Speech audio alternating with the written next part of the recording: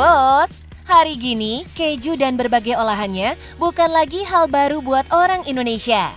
Pasar yang semakin luas ini jelas punya potensi cuan yang menggiurkan. Mazara'a Cheese jadi salah satu yang ambil peluang cuan ini, bos. Keju organik yang dibikin di kaki Gunung Merapi ini bahkan laris dijual ke hotel-hotel internasional. Cuannya tembus ratusan juta rupiah loh, bos. Halo bos, saya Jamie dari Mazara'a Cheese. Kita sedang ada di Jogja di rumah produksi kami. Kami memproduksi keju di kaki Gunung Merapi sejak tahun 2015. Mau tahu lebih lanjut tentang apa yang kami lakukan di sini? Tetap di Cuan Bos.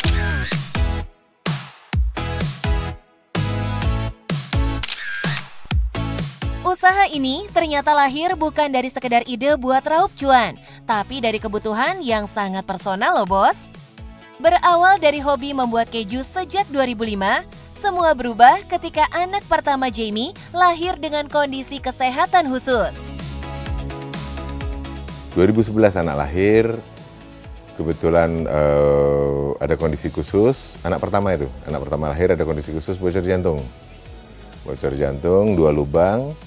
Lalu dokter menyarankan untuk pada saat empasi nanti mulai menggunakan makanan yang probiotik. Jamie membuat kejunya secara alami tanpa bahan sintetis, sehingga kaya akan probiotik yang baik untuk pencernaan dan daya tahan tubuh.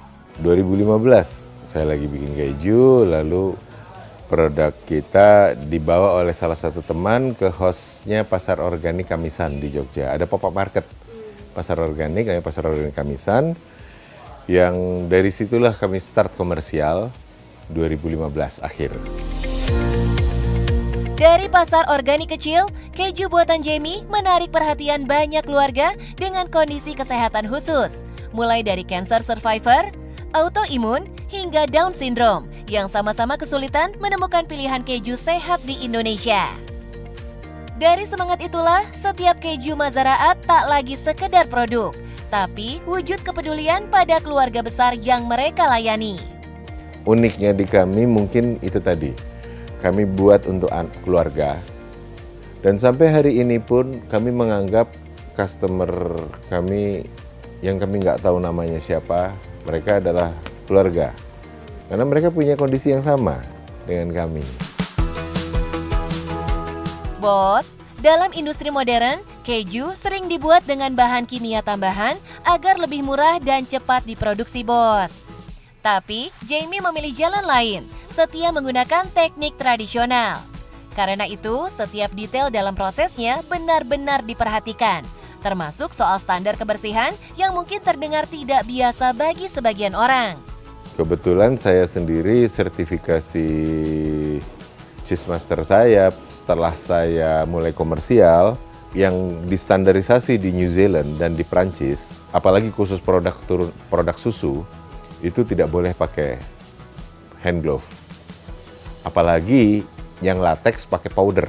Memang itu aman untuk tangan, tapi nggak aman untuk makanan, Mbak. Apalagi powder, ada powdernya. Yang kedua, susu menggunakan suhu tinggi. Pada saat suhu tinggi terkena hand glove itu, plastik di hand glove tersebut akan ngelepas chemical yang ada di proses pembuatan hand glove. Chemicalnya plastik itu kelepas. Standar ini bukan sekedar soal higienitas saja, bos, tapi juga mencerminkan disiplin seorang cheese master yang menekankan keamanan pangan di atas kenyamanan pribadi. Prinsip ketat inilah yang membuat keju Mazara'a punya kualitas setara standar internasional. Dengan strategi ini, Jamie bisa lebih fokus menjaga kualitas tanpa terbebani produksi massal.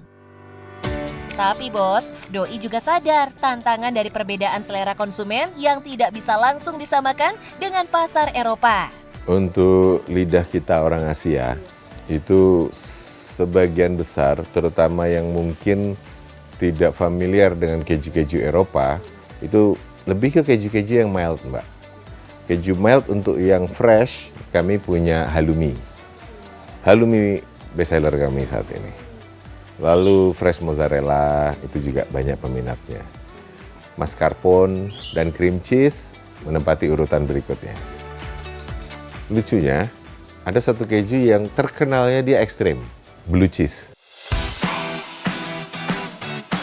Blue cheese terkenal punya aroma yang tajam dan nggak semua orang bisa terima. Tapi di tangan Jamie, resepnya disesuaikan agar lebih ramah di lidah Asia. Cara ini bikin orang kita berani coba tanpa kehilangan ciri khas aslinya. Dan semua itu nggak lepas dari bahan baku. Susu segar jadi pondasi kualitas. Jamie pun memutuskan buat memindahkan lokasi pembuatan kejunya ke kaki Gunung Merapi.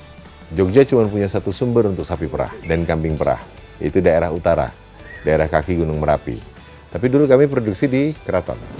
Alhamdulillah kami bisa nabung, dapat tanah murah di Cangkringan dengan satu tujuan itu, mendekati sumber bahan baku.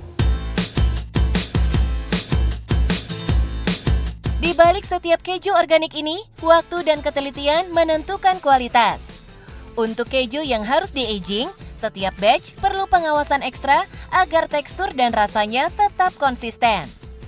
Tapi kalau keju aging, itu ada yang dimatangkan minimum 2 bulan, ada yang proses aging pematangannya 8 bulan.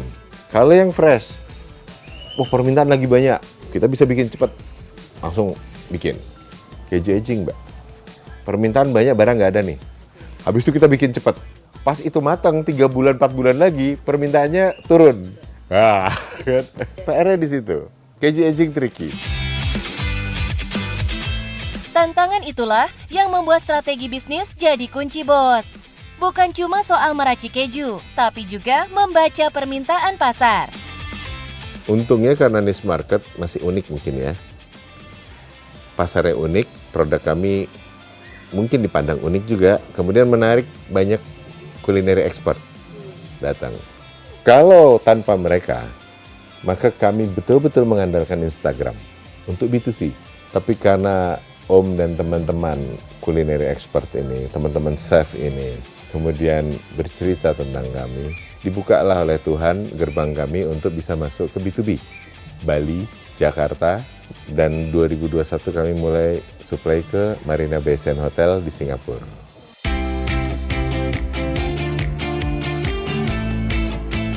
Bos, strategi Jamie bukan sekedar menjual keju, tapi membangun brand. Doi memetakan konsumen inti, memanfaatkan tren sosial media, dan menciptakan produk custom untuk restoran dan hotel premium. Pendekatan ini membuat keju bikinannya bisa diterima berbagai segmen, sekaligus menempatkannya sebagai keju berkualitas di pasar lokal maupun internasional. Kalau untuk retail, keju Mazaraat bisa dinikmati mulai dari yang paling ramah di kantong, mozzarella low fat yang harganya kisaran 200.000 per gram, sampai yang paling eksklusif, Savera alias hard goat cheese yang harganya bisa tembus 570.000 per gramnya.